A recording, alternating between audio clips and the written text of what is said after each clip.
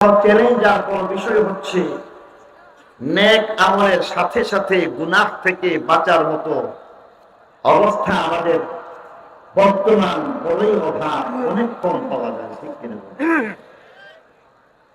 আগের কাতারে নামাজ পড়তেছে এমন মানুষ ছেলে মেয়েদেরকে পর্দার মধ্যে রাখে না। পর্দা করা ফরজ, ঠিক কিনা বলেন? আর এই বেপর্দা চলাফেরা করা হারাম। সামনের সারিতে নামাজরত অবস্থায় থাকেন, মেয়েদেরকে রাস্তার মধ্যে ছেড়ে দেওয়া হচ্ছে। মিথ্যা কথা বলার প্রবণতা দেখা যাচ্ছে। গীবত বেশি বেশি হচ্ছে। নামাজ, রোজা, হজ, যাকাতের সাথে সাথে, দান খায়রাতের সাথে সাথে গুনাহ থেকে বাঁচা বর্তমান সময়ের জন্য অন্যতম একটা চ্যালেঞ্জ। তেলাওয়াতকৃত আয়াতের মধ্যে এই কারণেই হয়তো আল্লাহ রাব্বুল আলামিন আমাকে আপনাকে সতর্ক করেছেন। তেলাওয়াতকৃত আয়াতের মধ্যে আল্লাহ রাব্বুল আলামিন আমার জন্য, আপনার জন্য একটা গুরুত্বপূর্ণ বিষয় জানায় দিয়েছেন। আর সেই বিষয়টা হচ্ছে মানুষের বদ আমলের কারণে জমিনের মধ্যে, পৃথিবীর মধ্যে অশান্তি, অরাজকতা, বিশৃঙ্খলা সৃষ্টি হয়ে যায়। কোরআনে পাকের সেই কথাগুলির দিকে যদি আমরা লক্ষ্য করি তাহলে দেখব যে আসলেই জলে স্থলে বিপর্যয় দেখা দেয়। আর এই সকল বিপর্যয়ের ভিন্ন ভিন্ন ব্যাখ্যা যদিও বা আমরা করে থাকি, মূল বিষয় হচ্ছে হাদিসের আলোকে যদি দেখি তাহলে দেখব সেখানে বদ আমলের কুফলের কারণে দুনিয়ার মধ্যে আমাকে আপনাকে শাস্তি আর সাজা ভোগ করতে হয়। এর মাধ্যমে যদি মাফ পাওয়া যায় তাহলে ভালো, না হয় চূড়ান্ত সাজা, জাহান্নামের শাস্তি। অপর দিক থেকে নেক আমলের ফল ভালো হয়ে যায়। জমিনের মধ্যে যখন নেক আমল চলতে থাকে তাহলে সেই সময়ের মধ্যে দেখা যায় জমিন শান্তি ধাম হয়ে যায়। মানুষে মানুষে হানাহানি, মারামারি, কাটাকাটি, বিদ্বেষ চলে যায়। নেক আমল যখন চলতে থাকে এমন নেককারের কথা আল্লাহ হাজার হাজার মখলুক মাথা পেতে মেনে নিতেন। 18,000 প্রকারের মখলুক সকলেই যেমন নেককারের কথা শুনেন, মাটি, জমিন এগুলিও কথা শুনেন, গাছগাছালি কথা শুনেন, পাহাড় পর্বত, হিংস্র জীবজন্তু তারা সকলেই কথা শুনেন। উদাহরণ হিসেবে বলা যায় হযরত ওমর ইবনুল খাত্তাব রাদিয়াল্লাহু তাআলা আনহু মদিনা শরীফের মধ্যে হঠাৎ লক্ষ্য করলেন ভূমিকম্প চলতেছে, সকলেই পেরেশান। হযরত ওমর রাদিয়াল্লাহু তাআলা আনহু নরম না গরম? হযরত ওমর সাথে সাথে খুব গরম হয়ে গেলেন। আর উনি অনেকটা রাগান্বিত হয়ে ঘর থেকে বের হলেন আর মাটির সাথে কথা বলতে শুরু করলেন। মাটিকে ডেকে ডেকে বলতেছে, এই জমিনের মধ্যে আল্লাহর হুকুম, নবীর তরিকা মতো ওমরের রাজত্ব চলে, এটা জানার পরও ভূমিকম্প হবে কেন? সুবহানাল্লাহ। আল্লাহর হুকুম, নবীর তরিকা মতো ওমরের রাজত্ব যেখানে চলবে সেখানে ভূমিকম্প হতে পারে না বলে জমিনের মধ্যে একটা লাঠি দিলেন, মৃদু আঘাত করে বললেন, থেমে যা। বলার সাথে সাথে মদিনা শরীফ থেকে ভূমিকম্প বন্ধ হয়েছে, কিয়ামত পর্যন্ত আর হবে না। শাহ মখদুম রাহিমাহুল্লাহর কথা আমরা জানি, কুমিরকে বাহন বানাইছেন, ঠিক কিনা বলেন? জায়নামাজ বিছাইয়া হযরত শাহজালাল মুজাররদ ইয়ামানি সুরমা নদী পাড়ি দিয়েছেন। সেনাপতি হযরত উকবা ইবনে নাফি রাদিয়াল্লাহু তাআলা আনহু, যিনি কিনা এমন ভাবে একটা দেশ জয় করেছেন, টিউনিসিয়ার মতো একটা দেশ, যেই দেশ বাংলাদেশ থেকে অনেক বড় একটা দেশ, মাত্র 19 জন মুজাহিদকে নিয়ে, আল্লাহর নাম নিয়ে এবার কালেমা পড়তে পড়তে, জিকির করতে করতে রওনা হয়ে গেছেন। লোকেরা জিজ্ঞাসা করতেছে, কোথায় যাও? 19 জনের কাফেলা দেখা যাইতেছে। অথচ আমাদের কখনো কখনো দাওয়াত ও তাবলীগের জামাতের মধ্যে 50 জন 100 জন হয়ে যায়, ঠিক কিনা বলুন? আর মাত্র 19 জনের কাফেলা নিয়ে যখন রওনা হয়ে যান, তখন আবার জিজ্ঞাসা করা হচ্ছে কোথায় যাও?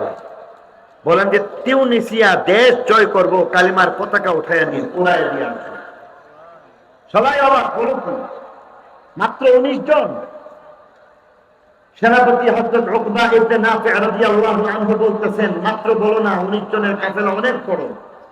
কারণ আল্লাহ নবী বলেছেন, যার অন্তরের মধ্যে জিকির আছে, আল্লাহর নাম আছে, সেই লোকটা জিন্দা। আর যার অন্তরে আল্লাহর নাম নাই, জিকির নাই, সে মুর্দা। কবরস্থানের মধ্যে হাজার হাজার মানুষ মৃত অবস্থায় আছে। হাজার হাজার মৃত মানুষ একজন জীবিত মানুষের কোনো ক্ষতি করতে পারে? তাহলে আমি কেন পারবো না? তারা যারা আছে তাদের কালিমা পড়ে নাই, এদের অন্তরে আল্লাহ জিকির নাই, এরা মুর্দা। আর আল্লাহ নবীর কথা অনুযায়ী আমরা হচ্ছে জিন্দা।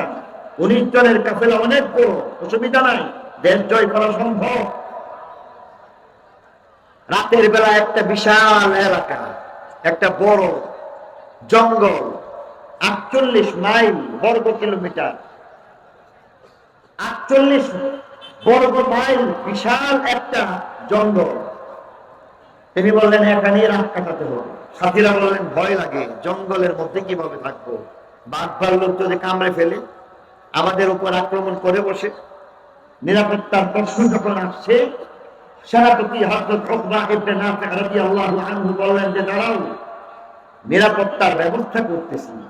আর বলেই তিনি পাহাড়ের চূড়ার মধ্যে গিয়া সংক্ষিপ্ত ছোট্ট একটা ভাষণে বললেন, জঙ্গলের বাঘ ভাল্লুক, নিজের পরিচয় আগে শুনো।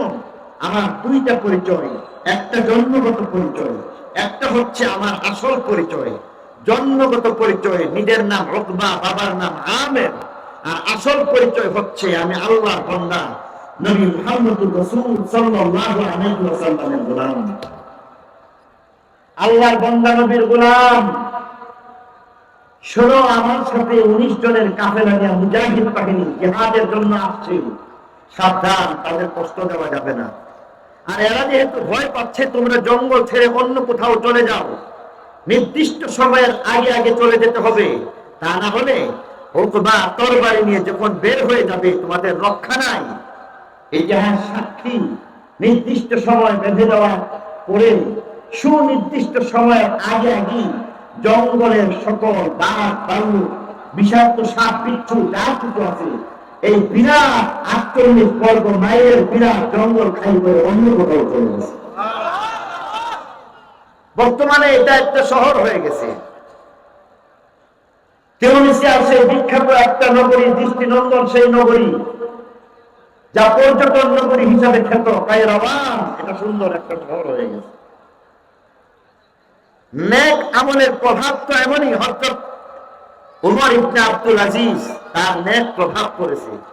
যার রাজ্যের মধ্যে জালেম ছিল না, মজলুম ছিল না, যার রাজ্যের মধ্যে যাকাত গ্রহণের মানুষ ছিল না, যার রাজ্যের মধ্যে ভিক্ষুক ছিল না, ভিক্ষা করার মতো কেউ ছিল না, মারামারি কাটাকাটি কোনো কিছু হানাহানি ছিল না, ছাগলের সাথে বাঘের বন্ধুত্ব, একসাথে ঘাস খায়, কোনো সমস্যা না। আর আজকে বাবার কথা সন্তান শুনে না। এর একটাই কারণ, নেক আমলের সুফল জগৎবাসী ভোগ করে কিছু না কিছু দুনিয়ার মধ্যে চূড়ান্ত বদলা জান্নাত, অন্যভাবে বদ আমলের কুফল দুনিয়ার মধ্যে কিছু না কিছু পায়, আর চূড়ান্ত সারা আল্লাহ মাফ না করলে কারণ। এটাই আল্লাহ বলেন, ظهر الفساد في البر والبحر بما كسبت أيدي الناس ليذيقهم بعض الذي عملوا لعلهم يرجعون। যার মর্ম দ্বারাই পৃথিবী অশান্ত হয়ে যায় মানুষের বদ আমলের কারণে। পৃথিবীর মধ্যে অশান্তি, বিশৃঙ্খলা, মারামারি, কাটাকাটি, হানাহানি, আপদ বিপদ, বিপর্যয় আসে যখন মুসলমানের আমল নষ্ট হয়ে যায়। মুসলমানের আমল যখন নষ্ট হয়ে যায় তখন বিপদ। আয়াত কারিমার ব্যাখ্যার মধ্যে হাদিস এসেছে অনেকগুলি। কোন কোন হাদিসের মধ্যে 15টা কবিরা গুনাহের কথা বলে জানায় দেওয়া হয়েছে বিপদ কেমনে আসে। কোথাও বলা হয়েছে 6টা কবিরা গুনাহ, যেখানে মধ্যে বলা হয়েছে এই সকল কবিরা গুনাহের ফল পাও না। কোথাও 5টা, কোথাও 3টা, এমন ভাবে কোথাও না কোথাও কোনো না কোনো গুনাহের কুফল আল্লাহর পক্ষ থেকে আমাদের নবী হাদিসের মাধ্যমে জানায় দিয়ে গেছে। আল্লাহ নবী 1500 বছর আগে যে সব কথা বলে গেছেন প্রত্যেকটা কথা সত্য। কোরআনের আয়াতের মধ্যে আল্লাহ বলছেন আমল নষ্ট হয়ে গেলে বিপদ। ইবনে মাজাহ শরীফ থেকে একখান riwayat আপনাদের সামনে তেলাওয়াত করা হয়েছে। আল্লাহ নবীর কথা অক্ষরে অক্ষরে এমন ভাবে সত্য হয়ে গেছে। আল্লাহ নবীর কথা প্রত্যেকটা কথা সত্য, সত্যবাদী নবী, সত্যায়িত নবীর কথা সত্য। ভবিষ্যৎবাণী যা করে গেলেন সব কয়টা সঠিক এবং বাস্তবসম্মত হয়ে গেছে। আব্দুল্লাহ ইবনে উমর রাদিয়াল্লাহু তাআলা আনহুমা থেকে বর্ণিত riwayat, যেখানের মধ্যে তিনি এক সময় বলেন যে আমাদেরকে সম্বোধন করে দয়া করে মায়া করে আল্লাহ নবী আমার জন্য আপনার জন্য উম্মতের জন্য সতর্ক বার্তা পেশ করেছে। আল্লাহ নবী গুনাহের ব্যাপারে সতর্ক করেছেন। কুওয়াতে নেকি নাদারি বাদমাকুম, কবি বলেন নেক আমল যদি যথাসম্ভব করো অসুবিধা নাই, গুনাহের কাজ করতে পারো না। নেক আমলের শক্তি না থাকলেও কমপক্ষে গুনাহ থেকে বেঁচে থাকার চেষ্টা করো। আল্লাহর নবীও কেমন যেন আমাকে আপনাকে সতর্ক করার জন্য বললেন সাবধান সাবধান, গুনাহ করলে তার পরিণতি ভালো হয় না। প্রত্যেকটা গুনাহের কারণে জগতের মধ্যে কিছু না কিছু বিপদ আর আপদ লাগে। أقبل علينا رسول الله صلى الله عليه وسلم فقال يا معشر المهاجرين, লক্ষ্য করার বিষয় মুহাজির সম্প্রদায় তাদেরকে এমন ভাবে সম্বোধন করলেন আর বললেন শুনো মুহাজির সম্প্রদায়, তোমাদেরকে মায়া করি বেশি।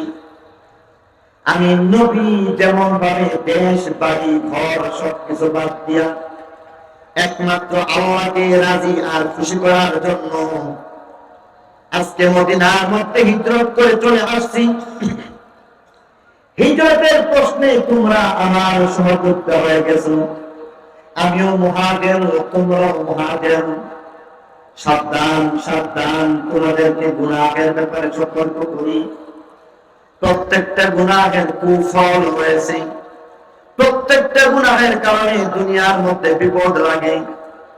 তবে সাবধান, বিশেষ করে 5টা ভয়াবহ কবিরা গুনাহের ব্যাপারে তোমাদেরকে সতর্ক করি। যদিও তোমাদেরকে সতর্ক করতেছি মায়ার কারণে বলছি, তবে কথাগুলি শুধু তোমাদের জন্য নয়, কথাগুলি উম্মতের যুবক মানতে হবে, শুনতে হবে। কথাগুলি উম্মতের যুবতী শুনতে হবে, মানতে হবে। উম্মতের আলেম শুনতে হবে, জানতে হবে, মানতে হবে। উম্মতের জাহেল কথাগুলি শুনবে, মানবে, আমল করবে। উম্মতের ধনী, উম্মতের গরীব, উম্মতের বুড়া, উম্মতের বুড়ি, উম্মতের জওয়ান, উম্মতের জওয়ান নারী, উম্মতের জওয়ান পুরুষ, উম্মতের ব্যবসায়ী, সকল শ্রেণীর সকল পেশা, প্রত্যেকেই এগুলিকে শুনতে হবে, মানতে হবে। তবে ইয়া মা'শারাল মুহাজিরিন কেন বললেন? এটা হচ্ছে মায়ার জন্য, বিশেষ সম্মানের জন্য। তবে কথাগুলো প্রত্যেকের জন্য। আমি ওয়াহি উম্মাহ, কিয়ামত পর্যন্ত আমি ওয়াহি প্রত্যেকটা উম্মতকে সেই কথা শুনতে হবে, মানতে হবে। আল্লাহ নবী ফরমান 5টা কবিরা গুনাহ থেকে বাঁচো, ভয়াবহ কবিরা গুনাহ থেকে বাঁচতে হইবে। যেমন ভাবে সকল গুনাহ থেকে বাঁচতে হয়, এই সমস্ত গুনাহ থেকে বাঁচবা। তবে বিশেষ করে ভয়াবহ 5টা কবিরা গুনাহের ফল বড় খারাপ হয়ে যায়। প্রত্যেকটা কবিরা গুনাহের কারণে বিপদের সম্মুখীন হওয়া লাগে। আর এই কারণে তোমাদেরকে বিশেষভাবে 5টা কবিরা গুনাহ ব্যাপারে আমি সতর্ক করলাম। ওয়া আউযু বিল্লাহি আন তুদরিকুহুন্না, সাথে সাথে তোমাদের জন্য দোয়া করে গেলাম যেন মহান আল্লাহ রাব্বুল আলামিন তোমাদেরকে এই 5টা কবিরা গুনাহ থেকে বাঁচায় দেন। দোয়া করে গেছে। এবার এই 5টা গুনাহের দিকে লক্ষ্য করো। প্রত্যেকটা গুনাহ বাস্তবসম্মত, প্রত্যেকটা গুনাহের কারণে আল্লাহ নবী যে বিপদের কথা বলে দিয়ে গেছেন, সেই বিপদ আজকে বাস্তবতা। এটাই আজকে আমার বয়ানের অন্যতম একটা বিষয়। আল্লাহ নবী একটা একটা করে 5টা কবিরা গুনাহের মধ্যে 1 নম্বর বললেন। আল্লাহ নবী ফরমান, মান তাযহারিল ফাহিশাতু ফি কওমিন কাত্তু হাত্তা ইউলিনু বিহা। 1 নম্বর কবিরা গুনাহের নাম হইতেছে বেহায়াপনা, বেলেল্লাপনা। 1 নম্বর কবিরা গুনাহের নাম হইতেছে বেশরম, নির্লজ্জ হয়ে যাওয়া। 1 নম্বর কবিরা গুনাহ হইতেছে অশ্লীলতা। শুধু অশ্লীলতা নয়, যখন অশ্লীলতা প্রকাশ্যে চলতে থাকবে, সমাজের মধ্যে এমন একটা অশ্লীলতার ছাইলা যখন চলবে, এটা এমন একটা কবিরা গুনাহ, যেই কবিরা গুনাহের কারণে কমপক্ষে দুইটা বিপদ সামনে আসে। অশ্লীলতা এখন আসে না? অশ্লীলতার কথা যদি বলা হয়, তাহলে আজকের বাস্তবতা হচ্ছে আজকের প্রত্যেকটা মানুষ, হিন্দু মুসলিম প্রত্যেকেই কিছু না কিছু অশ্লীলতার মধ্যে জড়ায় যাচ্ছে। বিশেষ করে বলতে হচ্ছে মুসলমান, যেখানে মধ্যে তার অশ্লীলতা থেকে বেঁচে থাকা ঈমান, হায়াউ শু'বাতুম মিনাল ঈমান বলা হয়েছে। আজকে মুসলমান সেই অশ্লীলতায় সরাসরি যুক্ত হয়ে গেছে। আজকের অশ্লীলতা কেমন? সমাজের যুবক যুবতী নষ্ট হয়ে গেছে। আজকের অশ্লীলতার বর্ণনা দিতে গেলে লজ্জায় মাথা নত হয়ে যায়। বাচ্চাদের সামনে কথা বলতে লজ্জা লাগে, কিন্তু না বললেই নয়, কিছুটা ইঙ্গিত দিব। সবটুকু অশ্লীলতার বর্ণনা দেওয়া আজকে এই বিশাল জনসমুদ্রে বলা সম্ভব না। মহিলাদের দিয়েই বলা যায়, মহিলাদের মধ্যে দেখা যাচ্ছে পর্দা করে না, বেপর্দা চলাফেরা করে। ঠিক কিনা বলে? আজ থেকে 15 বছর আগের কথা বলছি, বেশি দিন আগের কথা বলি না, মাত্র 15 বছর আগের কথা, অথবা বলে দিলাম মাত্র 20 বছর আগের কথা। বাংলা প্রত্যেকটা নারী মাথার মধ্যে কাপড় দিয়ে চলাফেরা করেছে। আর বর্তমান কোন নারী যারা নাকি বুরকা পরতেছে না, এরা বেশিরভাগ বেপর্দা চলাফেরা করার সাথে সাথে মাথার কাপড় পর্যন্ত রাখে না। ঠিক কিনা বলে? আর আগে কিন্তু হিন্দুরাও পর্দা করেছে। আপনাদের এলাকাতে হিন্দু কেমন আছে জানি না, আমাদের এলাকাতে অনেক হিন্দু কমে গেছে। কিন্তু এরপরও সেই কালের হিন্দুদের অবস্থা যদি বর্ণনা করি, তাহলে দেখবো সেই কালের মধ্যে নারী হিন্দু নারী হইতে পারে, তার মাথা ঘুমটা দেওয়া থাকতো, এমন ভাবে ঘুমটা দেওয়া থাকতো যে ঘুমটার কারণে তার চেহারা দেখা যেত না। রাস্তায় বের হয়ে গেলে সাথে একটা ছাতা রাখতো, অপর প্রান্ত থেকে পুরুষ আসতে দেখলে ছাতা দিয়ে আড়াল করে রাস্তার এক পাশে দাঁড়িয়ে যেত। ভদ্রলোক চলে গেলে সেই হিন্দু মহিলা এইভাবে চলে যেত। কমপক্ষে এতটুকু ভদ্রতা, এতটুকু স্বাধীনতা বলতে ইচ্ছা করে এই ধরনের পর্দা তো হিন্দু করেছে। কথা ঠিক কিনা বলেন? আর বর্তমানে মুসলমানের বাচ্চা কাপড় দেয় না, মাথায় কাপড় দেয় না। আজকের অশ্লীলতার চিত্র যদি করতে চাই, তাহলে সেই অনেক কথা বলা হবে। সেই এত সব কথা বলার সময়, পর্যাপ্ত সময় আমার কাছে নাই। আজকের নারী কাপড় পরিধান করার পরও আজকের নারী বিভৎস উলঙ্গের মতো চলাফেরা করতেছে। মুসলিম শরীফের রিওয়ায়াত, যেখানের মধ্যে আল্লাহ নবী 1500 বছর আগে একটা কথা বলেছিলেন। ছাত্র জমানায় মাঝে মধ্যে চিন্তা করতাম, এটা কেমন করে সম্ভব। আল্লাহ নবী বলেছেন, মুসলিম শরীফের রিওয়ায়াত, সিনফান মিন আহলিন নার বলা হয়েছে। দুই প্রকারের জাহান্নামের বর্ণনা করতে গিয়া আল্লাহ নবী এক প্রকারের জাহান্নামের আলোচনা এইভাবে করেছেন, ওয়া নিসাউন কাসিয়াতুন আরিয়াত, এক প্রকারের নারী যারা কাপড় পরিধান করবে তারপরেও তারা থাকবে উলঙ্গ। সেই কালে বুঝতে কষ্ট ছিল, সাহাবায়ে কেরাম বুঝতে কষ্ট হয়েছিল, কাপড় পরিধান করবে আবার উলঙ্গ থাকবে, এটা কেমন করে সম্ভব? এমনকি আমাদের সময় মাঝে মধ্যে চিন্তা করতাম এটা কেমন করে সম্ভব। কিন্তু আজকের বাস্তবতা হচ্ছে নারী কাপড় চোপড় পরিধান করতেছে, মাথার মধ্যে কাপড় থাকতেছে না, শরীরের অঙ্গ প্রত্যঙ্গ দেখা যাচ্ছে, পাতলা কাপড় চোপড় পরিধান করা হচ্ছে, যার কারণে তাদের শরীর দেখা যায়, পেট দেখা যায়, পিঠ দেখা যায়, নাভি দেখা যায়, বগল দেখা যায়। কাপড় পরিধান করার পরেও আজকের নারী আল্লাহ নবীর কথা অনুযায়ী বাস্তব প্রমাণ হয়ে গেছে, আজকের নারী কাপড় পরিধান করার পর তারা হচ্ছে উলঙ্গ। অশ্লীলতার বর্ণনা করে শেষ করা যাবে না। কিছু মানুষ আছেন যারা বুরকা পরেন, যারা বুরকা পরতেছেন তাদের মধ্যেও দুই প্রকার। এক প্রকার এমন নারী রয়েছেন যারা বুরকা পরতেছে, মুখ খোলা রাখতেছেন, যারা এমন ফিটিং আটশাট বুরকা পরিধান করতেছে। আপনাদের সামনে প্রশ্ন রেখে জানবো, আপনারা উত্তরটা দিবেন। এদের এই পরিধান কর্তৃত বুরকার পরে তাদের শরীরের অঙ্গ প্রত্যঙ্গ পরিষ্কার বোঝা যায়, ঠিক কিনা?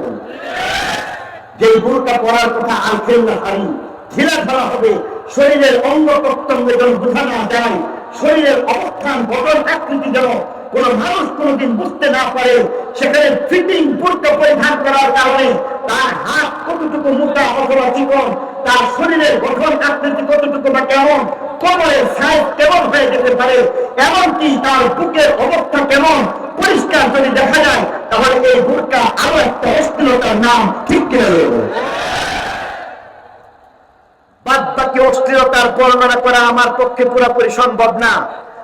কিছুটা যদি বলি তাহলে আজকে 15 বছর 13 বছর 12 বছরের একজন বালিকা যাকে সরকার শিশু বলে আখ্যায়িত করে, এমন একজন বালিকাকে মাত্র 13 বছরের একটা বালক অবৈধ হারাম প্রেম নিবেদন করতেছে, ঠিক কিনা?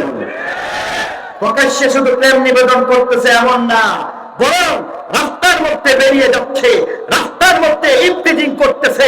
নারী পুরুষ অবাক মেলামেশা যেমন হচ্ছে, সাথে সাথে কোথাও কোথাও দেখা যায় একটু সতর্কতার সাথে তাদের লজ্জা লাগে। এই কারণে ক্যাফেটেরিয়ার মধ্যে যাচ্ছে, ছোট ছোট কেবিন বানানো হচ্ছে, আর সেখানের মধ্যে অশালীন যত কার্যকলাপ রয়েছে আজকের বাস্তবতা হচ্ছে দোকানদার জানতেছে, কর্মচার জানতেছে, বাহিরের মানুষ জানতেছে, প্রত্যেকে বুঝতেছে এই ঘরের মধ্যে একটা যুবক, এই ঘরের মধ্যে একটা যুবতী যারা পর্দায় আরাম করে চা খাচ্ছে না, নষ্টামি করতেছে, ঠিক কিনা? আজকের বাস্তবতার আলোকে যদি বলা হয় তাহলে দেখবো আজকের নারী এমন হয়ে গেছে যে আজকের নারীকে প্রকাশ্যে জীবনকে দিনে দুপুরের মধ্যে স্কুল থেকে বের হচ্ছে, কলেজ থেকে বের হচ্ছে, কলেজের আঙ্গিনার মধ্যে, বিশ্ববিদ্যালয়ের আঙ্গিনার মধ্যে একজন যুবক আরেকজন যুবতীর দিকে যেখানে তাকানো হারাম, সেখানের মধ্যে পরস্পর হ্যান্ডশেক করতেছে, পরস্পর আলিঙ্গন করতেছে। শুধু তাই নয়, বন্ধুদের উপস্থিতিতে, হাজার হাজার মানুষের উপস্থিতিতে একজন আরেকজনকে চুম খাচ্ছে, ঠিক কিনা? আর বাকিগুলো আমি বলতে পারবো না, বাকিগুলো আপনারা বুঝে নিয়েন, আপনারা জানেন। আর বাকি সবের কথা বলবো না। আজকের অশ্লীলতার কথা যদি বলা হয়, গত 3 দিন আগের কথা বলতে হবে। এই বাংলার জমিনের মধ্যে এমন নারী যে অশ্লীলতার সকল কিছুকে ছাড়িয়ে দিয়েছে, বিবাহ করেছে এক যুবককে, সেই যুবকের সাথে কন্ট্রাক্ট করেছে, আমার বাড়িতে তোমাকে থাকতে হবে ঘর জামাইয়ের মতো। যুবক বিবাহ করলো, বিদেশ চলে গেল, আর তার মা বাবা অজ্ঞাত সারে জানা সত্ত্বে আরেকটা পুরুষের সাথে তার বিবাহ হয়ে গেল, ইঞ্জিনিয়ারের সাথে বিবাহ হয়ে গেল। আর পত্রিকার মধ্যে, খবরের মধ্যে বড় কভারেজ করা হয়েছে, যেখানে বলা হয়েছে একাই 2 স্বামীকে সামলায়। নাউজুবিল্লাহ বলেন। এমন অশ্লীলতা সমাজের মধ্যে আছে না নাই? বাকিগুলি আর বলতে পারবো না, এতে অনেক বেশি বলা হয়ে গেছে। আল্লাহ নবী ফরমান, যেখানের মধ্যে অশ্লীলতার সয়লাভ হবে বিপদ 2টা চলে আসবে। বিপদ কয়টা? আল্লাহ নবী ফরমান, لم تظهر الفاحشة في قوم قط حتى يعلنوا بها إلا فشا فيهم الطاعون والأوجاع التي لم تكن في أسلافهم الذين مضوا অশ্লীলতা যখন প্রকাশ্যে রূপ নিবে, বিপদ তুইতে চলে আসবে। এক নম্বর বিপদের কথা বলা হয়েছে ইল্লা ফাসাতিহিম আত-তাউন, সেই সমাজের মধ্যে মহামারী চলে আসবে।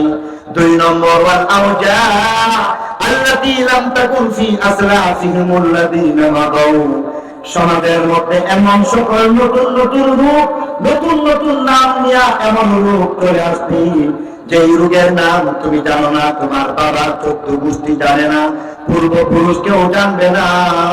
এমন নতুন নতুন রূপ তোমাদের সমাজে দেওয়া হইবে, বলি নাউযুবিল্লাহ। ১,৫০০ বছর আগে আল্লাহ নবীর কথা সত্য প্রমাণিত হয়ে গেছে, যা বলে গেছে। অশ্লীলতার ফেলাদের কারণে ২০২১ সালের মধ্যে আমার আল্লাহ 2019 এবং 20 সালের মধ্যে সারা পৃথিবীব্যাপী করোনা মহামারী দিয়া দেখায় দিয়ে দেখলেন, সারা বিশ্বকে অচল করে দেখায় আমার আল্লাহ জানাই দিলেন, দেখো দেখো সত্যবাদী নবী, সত্যায়িত নবী যে কথা বলেছেন সত্য। আজকের অশ্লীলতার বিচার হইতেছে সারা বিশ্ব করোনা মহামারীর কারণে অচল হয়ে গেছে। শুধু তাই নয়, নতুন নতুন রূপ চলে আসছে, চিকনগুনিয়ার মতো রূপ, নতুন রূপ চলে আসছে, ডেঙ্গুর মতো নতুন রোগ জগতের মধ্যে চলে আসছে। আজকে থেকে 20 বছর আগে, 30 বছর আগে ডায়াবেটিস বলতে কিছুই ছিল না, নতুন রোগ চলে আসছে। আজকে থেকে 20 বছর আগে ব্রেন স্ট্রোকের মতো রোগের কথা আমরা শুনতাম না, বর্তমানে সেই রোগ চলে আসছে। ব্রেস্ট ক্যান্সারের মতো নতুন রোগ চলে আসছে, ইন্ডিয়ান ভেরিয়েন্টের মতো নতুন ভাইরাস বাংলাদেশে আসছে। এমন করে করে নতুন নতুন রোগ চলে আসছে। ও আমার ভাইয়েরা, ও আমার বোনেরা, আল্লাহ নবীর কথা সত্য, সত্যবাদী নবী যেমন বলেছেন মহামারী হয়ে যাবে, মহামারী আসছে, আল্লাহ নবী বলছেন নতুন নতুন রূপ চলে আসবে, নতুন নতুন রূপ বর্তমান বাস্তবতা, ঠিক কিনা? 2 নম্বরে আল্লাহ নবী ফরমান কবিরা গুনাহের নাম হইতেছে অসৎ ব্যবসা।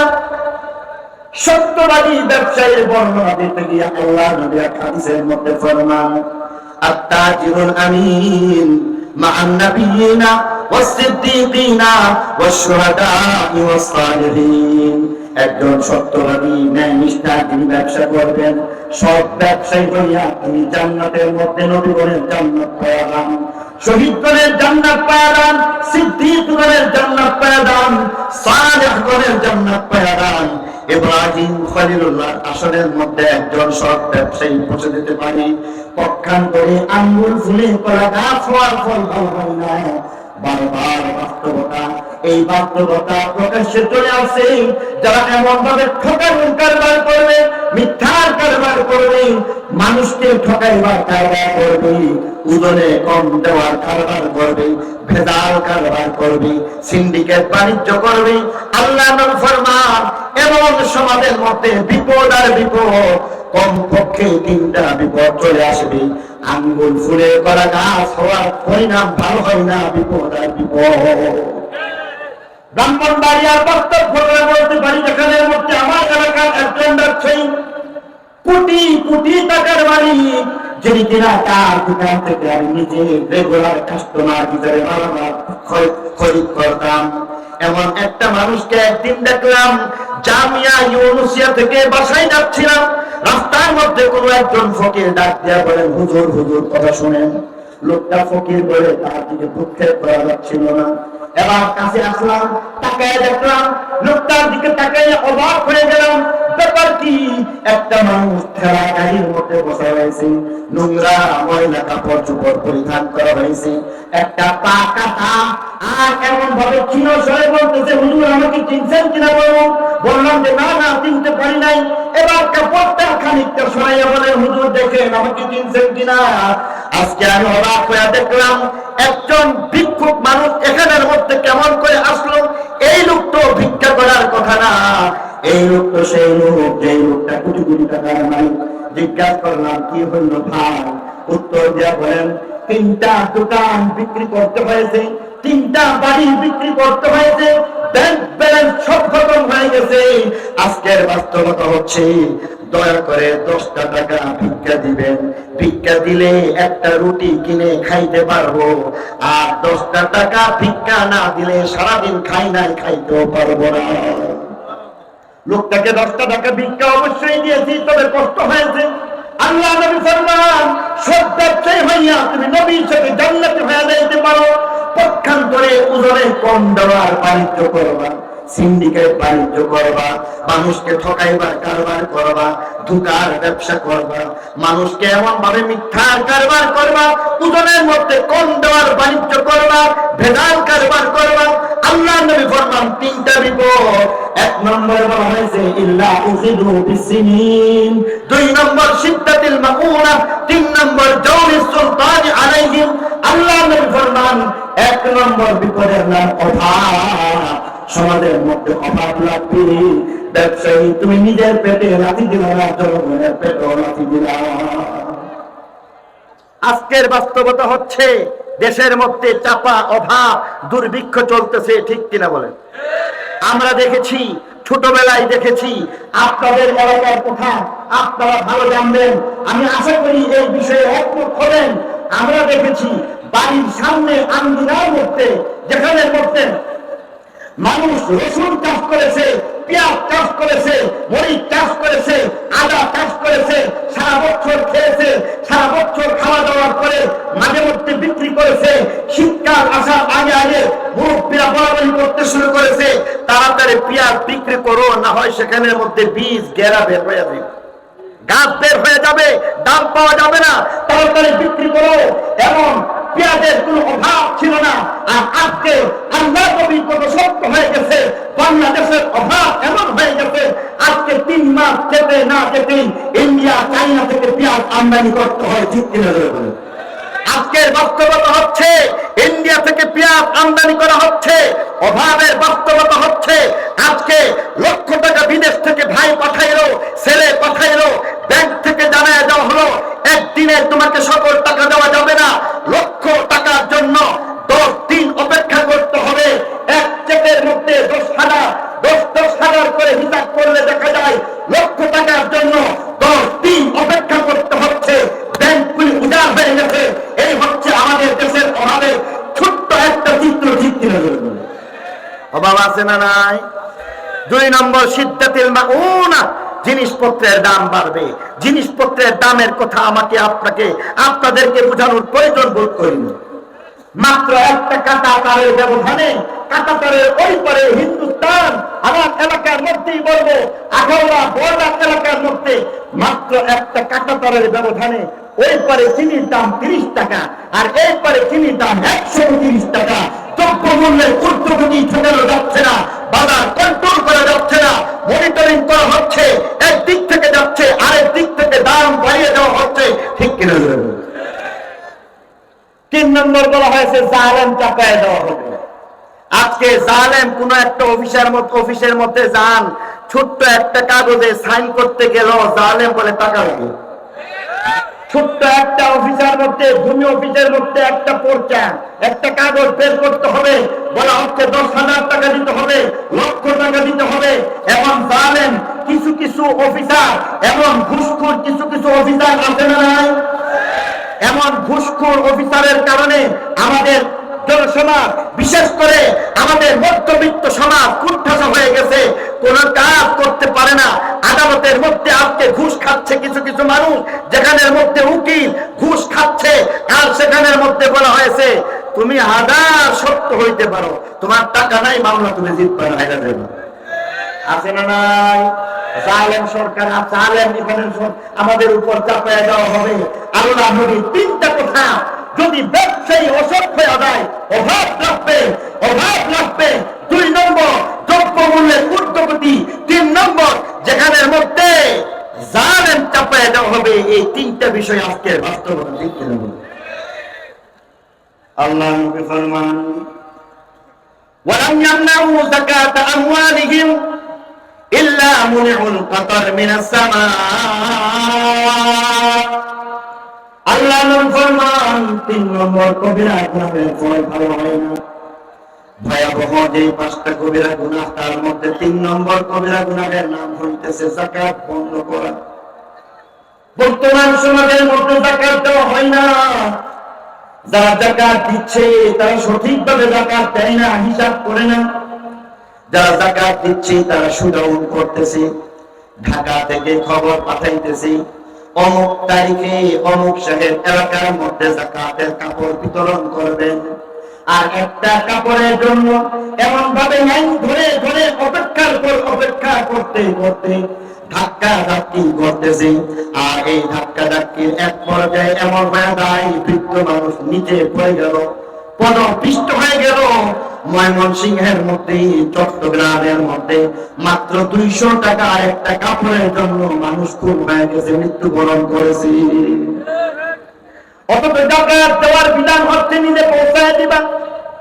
আর আজকের বক্তব্য হচ্ছে যাকাত আনতে গিয়া কখনো কখনো এমন ভাবে কোন কোন এলাকার মধ্যে যাকাতের কাপড়ের জন্য হাত বাড়াইছি, ধাক্কা ধাক্কি করতেছে। কোন এক সময় দেখা গেছে যাকাতের কাপড় দেওয়ার আগে আগে তার গায়ের মধ্যে থাপ্পড়, মানে ঠিক কিনা বলেন, এমন করে করে যাকাত পৌঁছায় দেয়। আর খুঁটা দিয়া বলেন আমার যাকাতের টাকা দিয়া তোমরা চলো। বলতে ইচ্ছা করে তুমি কেন হযরত ইমাম আবু হানিফার মতো যাকাত দেন ভালো হইলা না? যাকাত একটা এমন সুন্দর জীবন ব্যবস্থার নাম, অর্থনৈতিক ভাবে গরিবকে স্বাবলম্বী করার নাম। ইমাম আযম আবু হানিফা যাকাত দিয়েছেন। বাগদাদের প্রত্যেকটা গরিব পরিবারের হিসাব তার সামনে ছিল। প্রত্যেকটা পরিবারের সদস্য সংখ্যা তিনি জানতেন। প্রত্যেকটা সদস্য সংখ্যা, প্রত্যেকের জামা কাপড়ের মাপ তার কাছে ছিল। রমজান মাসের আগে আগে বাগদাদের প্রত্যেকটা ঘরে ঘরে ঈদের জন্য নতুন জামা কাপড় পৌঁছে দিয়ে আসতেন। নতুন করে প্রত্যেকের জন্য রমজান মাসের সেহরি ইফতারের খাবার যাকাতের অর্থ দিয়ে তাকে দেওয়া হইতো। ঈদের দিন এমন ভাবে খাবার দাবারের ব্যবস্থা করা হইতো যেখানের মধ্যে দেখা গেছে হযরত ইমাম আযম আবু হানিফা ঈদগাহের মধ্যে গেলেন। সেই ঈদগাহের মধ্যে যাওয়ার পরে সেখানের মধ্যে তার গায়ে একটা নতুন জামা কাপড় যেমন ছিল, গরিব মানুষটাকে দেখে গরিব বোঝার কোনো উপায় নাই। কারণ ইমাম আযম আবু হানিফা এই গরিব মানুষটাকে তার যাকাতের টাকা দিয়ে এমনই নতুন জামা কাপড় বানিয়ে দিলেন। ঘরের মধ্যে ইমাম যেমন ভাবে পোলাও কুরমার ব্যবস্থা করলেন, গরিব মানুষের ঘরের মধ্যে পোলাও কুরমার ব্যবস্থা হয়ে গেছে। এমন ভাবে সেই বাগদাদের মধ্যে একটা নুরানি পরিবেশ হয়ে গেছে। পক্ষান্তরে বর্তমানে যখন যাকাত দেওয়া হয় না, আল্লাহ নবী এই ভয়াবহতা বর্ণনা করতে গিয়ে বলেন আর বলতেছেন ওয়ালাম ইয়ামনাউ যাকাত আমওয়ালিহিম ইল্লা মুনিউল কতর মিনাস সামা। যাকাত যদি ঠিক মতো না দেও, বন্ধ করে দেওয়া হয়, কবিরা গুনাহ। এর ফল হইতেছে তোমাদের জন্য রহমতের বৃষ্টি মহান আল্লাহ বন্ধ করে দিবে। বলতে পারেন হুজুর এখন তো বৃষ্টি পাই, বাংলাদেশের মধ্যে বৃষ্টি হচ্ছে। আল্লাহ নবী তার উত্তর দিয়ে পরবর্তী অংশের মধ্যে জানাই দিলেন ওয়ালাউলাল বাহাইম লাম ইউমতারু। যদি চতুষ্পর্যন্ত না হইতো তাহলে তোমার জন্য একটা ফোঁটা বৃষ্টির পানি দেওয়া হইতো না। বর্তমানে তোমার জন্য দেওয়া হচ্ছে না, কীট পতঙ্গের জন্য, গাছ গাছালির জন্য, পাথর হাজারের জন্য, পাখালির জন্য, হিংস্র জীবজন্তুর জন্য, এমনকি পানির মাছের জন্য, কিরা বাকুড়ার জন্য বৃষ্টি দেওয়া হচ্ছে।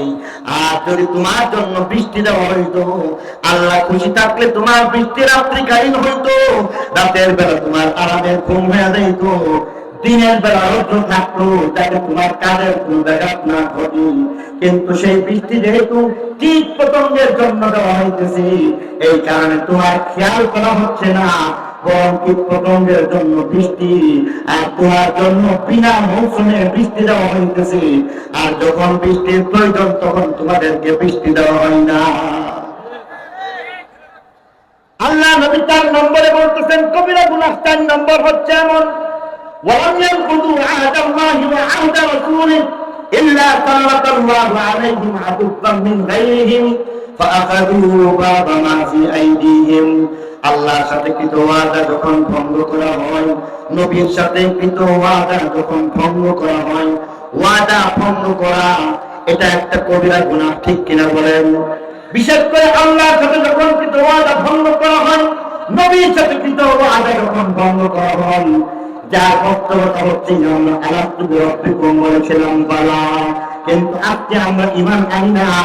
যারা ঈমান আনতেছি, ঈমানের দাবি পুরা করি না, নামাজ পড়ি না, রোজা রাখি না, হজ যাকাত আদায় করি না, পর্দার মধ্যে থাকি না, বেপরদা চলাফেরা করতেছি, হালাল ভক্ষণ করতেছি না, মিথ্যা বলতেছি, গীবত করতেছি, শিকায়ত করতেছি, গান বাদ্যের মধ্যে লিপ্ত থাকতেছি, গুনাহের মধ্যে লিপ্ত থাকতেছি। অতএব আল্লাহ এবং তার রাসূলের সাথে চিরদর্শিত ওয়াদা ভঙ্গ হয় না। আল্লাহর নবী ফরমান, এমন ভাবে যদি কৃত ওয়াদা ভঙ্গ হয়ে যায়, ফল নিয়ে দাও।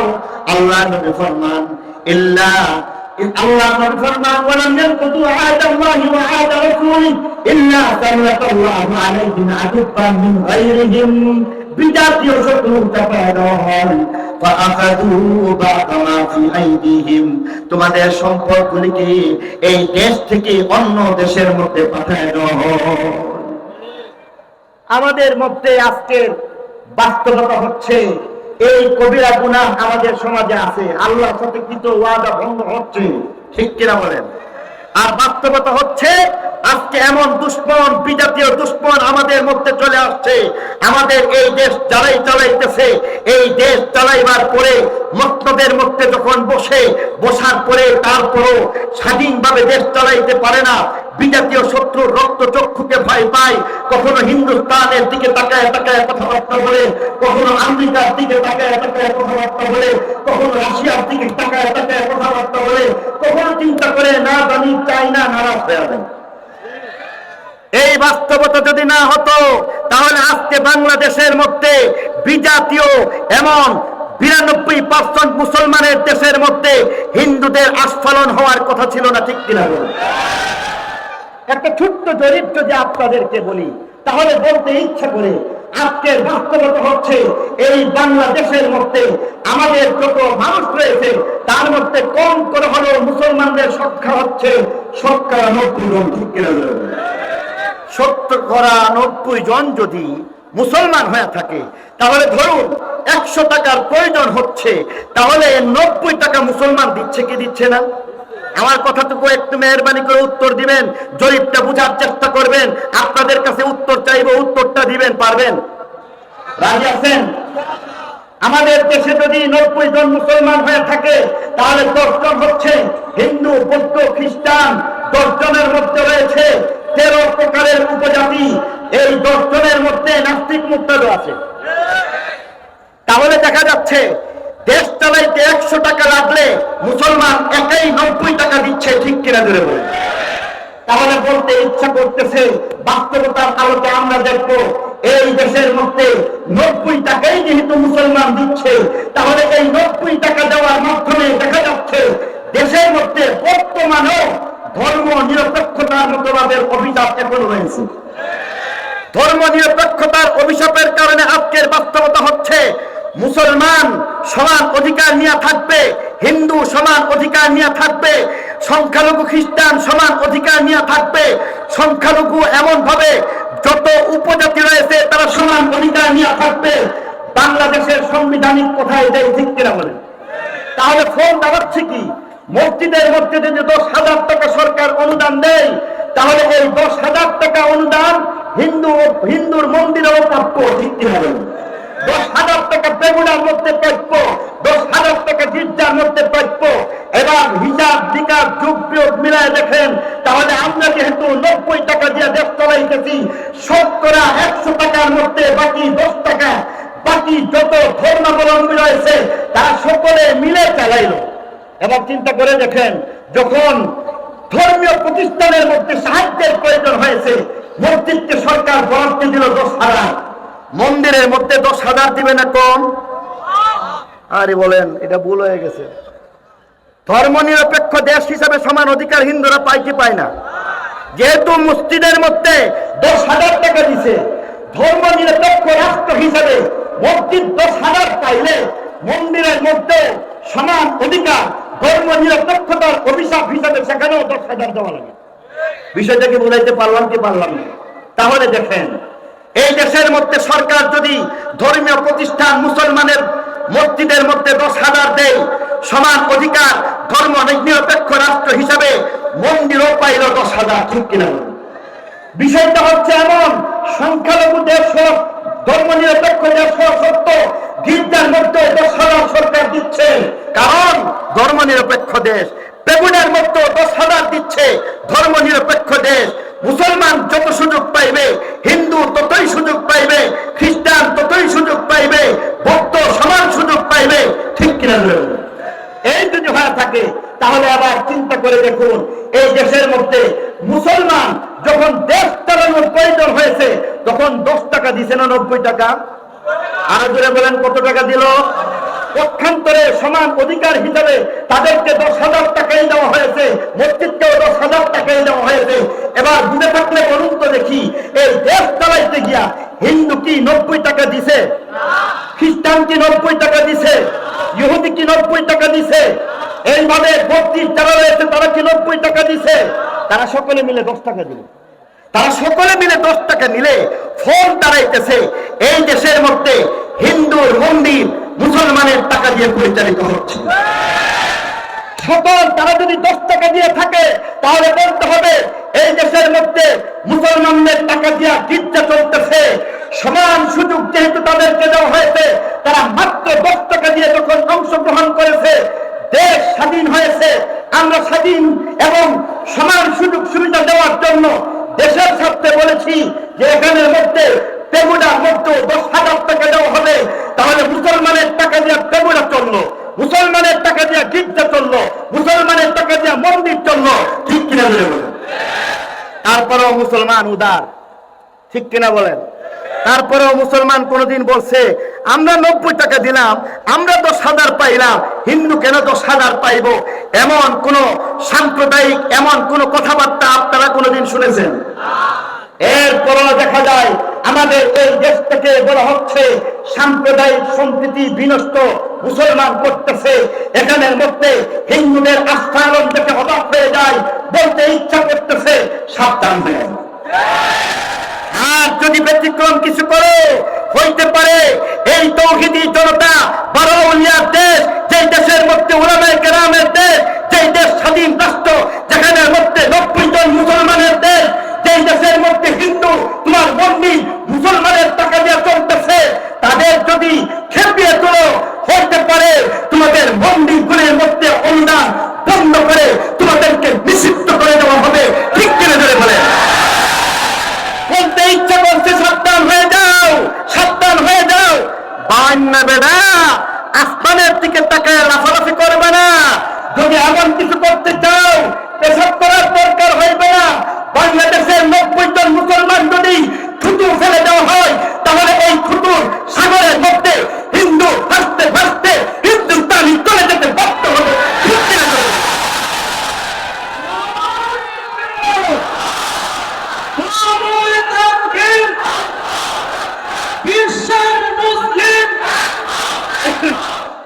মেরে মুস্তারাম দোস্ত বুজুর্গ, কিন্তু আমরা স্বাধীন দেশের মধ্যে এমনটা চাই না, ঠিক কিনা? তোরাও থাক, তোদের মতো করে থাক, তোরাও তোদের মতো ধর্ম নিয়ে চল, আমাদের টাকা দিয়ে চলতে অসুবিধা নাই, তবে বাড়াবাড়ি করিস না। আল্লাহ নবী ফরমান, কৃত ওয়াদা যখন ভঙ্গ করা হয় বিজাতীয় শত্রু চাপায় দেওয়া হয়েছে। আজকে অত্যন্ত দুঃখে ভারাক্রান্ত অন্তরে বলতে হচ্ছে, কত বড় বেয়াদব, কত বড় জালেম, কত বড় এমন খারাপ হইতে পারলে আমাদের খাইয়া আমাদের কইরা মুসলমানের দেশে বাস করে আমাদের মুসলমান সাইফুল ইসলাম আলিফকে হত্যা করেছে, তার পিতা না হওয়া পর্যন্ত তৌহিদি দলটাকে দাবিয়ে রাখা যাবে।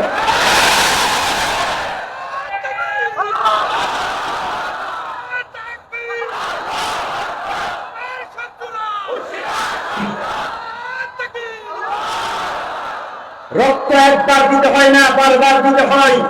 2001 সালে ব্রাহ্মণবাড়িয়ার মধ্যে রক্ত দিয়ে পরীক্ষা করা হয়েছিল, ইমানের পরীক্ষা।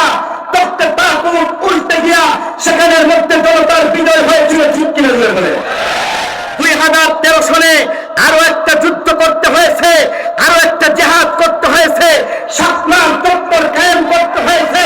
প্রয়োজনে আরো একটা শাপলার চত্বর কায়েম করতে হবে। ডাক চলে আসবে, তার কাছে যা কিছু আছে সবকিছু নিয়ে আবার সেই শাপলার চত্বরের মধ্যে, সেখানের মধ্যে জীবন দেওয়ার জন্য প্রস্তুত থাকতে হবে। কুষ্টিয়াবাসী তোমরা পারবে কি পারবে না,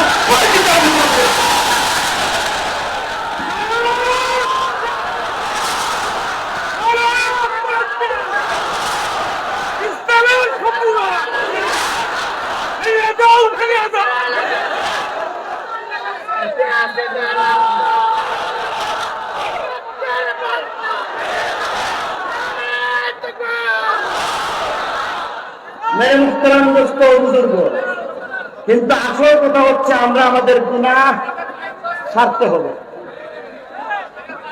আসল কথা হচ্ছে গুনাহ ছেড়ে দিতে হবে। কবিরা গুনাহের ভয়াবহ অভিশাপ আজকে ইন্ডিয়া আমাদের উপর রপ্তানি করতেছে, চাইনা আমাদেরকে কানে ধরে ঘুরাইবার চেষ্টা করে, রাশিয়া আমরা তাদেরকে তাদের গোলাম বানিয়ে রাখার চেষ্টা করে। মুসলমান স্বাধীন দেশের মধ্যে স্বাধীন থাকতে হবে, গুনাহ মুক্ত জীবন যাপন করে। মেরে মুহতারাম দোস্ত বুজুর্গ, সর্বশেষ একটা কথা বলে বয়ান শেষ করে দিব। আল্লাহ নবী ফরমান, وما لم تحكم أئمتهم بكتاب الله ويتخيروا مما أنزل الله إلا جعل الله بأسهم بينهم। আল্লাহ নবী পঞ্চম একটা কবিরা গুনাহের কথা বর্ণনা করেছেন। আল্লাহ নবী কবিরা গুনাহের কথা বলতে গিয়া বলতেছেন, সাবধান সাবধান, কবিরা গুনাহ হইল আল্লাহর বিধান বাদ দিয়া, মানুষের গড়ার মতো বাদ দিয়া যদি দেশ চালাও, এটা একটা কবিরা গুনাহ। আল্লাহর বিধান বাদ দিয়ে দেশ চালাইলো কবিরা গুনাহ, ঠিক কিনা বলেন? এবার বলতে ইচ্ছা করতেছে, একটু শুনুন, এদিকে তাকান।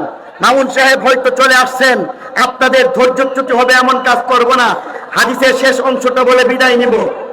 মেরে মুহতারাম দোস্ত বুজুর্গ, বলতেছি শুনুন, আল্লাহ নবী ফরমান, যখন মানুষের গড়া মতো বাদ দিয়া দেশ চলবে, এটা একটা কবিরা গুনাহ, ঠিক কিনা বলেন? মানুষের গড়া মতো বাদ দিয়ে যখন দেশ চলবে, বাংলাদেশের প্রত্যেকের মধ্যে আপসের মধ্যে দুশ্মনী লাগায় দেওয়া হবে। অতএব আজকে আমরা লক্ষ্য করে দেখেছি, মানুষের গড়া মতো বাদ দিয়েই দেশ চলছে, ঠিক কিনা ধরে বলে। আজকে 1971 সনে দেশ স্বাধীন হয়েছে। মেহরবানি করে উত্তর দিয়া বলবেন, দেশ যখন স্বাধীন হয়েছে, শেখ মুজিব সাহেব মসনদের মধ্যে বসলেন। 71 সনে যখন দেশ স্বাধীন হয়েছে, বাংলাদেশের মধ্যে এই আওয়ামী লীগ সরকার সর্বপ্রথম রাষ্ট্র গঠন করে 100% কোরআন মতো দেশ চালাইছে। কথা জুড়ে বলতে হবে, উত্তর জুড়ে দিতে হবে। আওয়ামী লীগ 100% কোরআন মতো দেশ চালাইছে। এই দেশের মধ্যে বিএনপি চলে আসছে, 100% কোরআন মতো দেশ চালাইছে। এই দেশের মধ্যে জাতীয় পার্টি ক্ষমতায় আসছে, কোরআন মতো দেশ চালাইছে। এই দেশের মধ্যে সামরিক শাসন আসছে, কোরআন মতো দেশ চালাইছে। আল্লাহ শত্রুতা লাগাই দিচ্ছেন, আওয়ামী লীগ ক্ষমতায়, বিএনপি ভাইদেরকে জেলখানায়, বিএনপি ক্ষমতায়, আওয়ামী লীগ জেলখানায়, জাতীয় পার্টি ক্ষমতায়। আর এদের বিপক্ষে সারা দেশের যত দল রয়েছে সকলে মিলে স্বৈর শাসককে এমন ভাবে বিতাড়িত করেছিল। এইভাবে প্রত্যেকের মধ্যে দুশ্মনী আছে না? এই হানাহানির দেশ আমরা চাই না, এই মারামারি কাটাকাটির দেশ চাই না।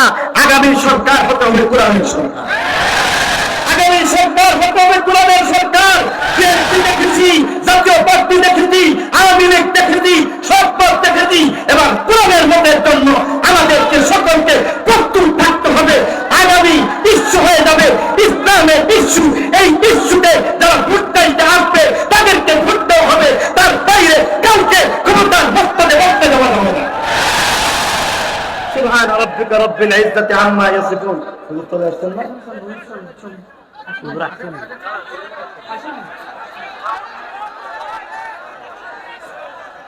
মেরে মুহতারাম দোস্ত বুজুর্গ, শুনুন,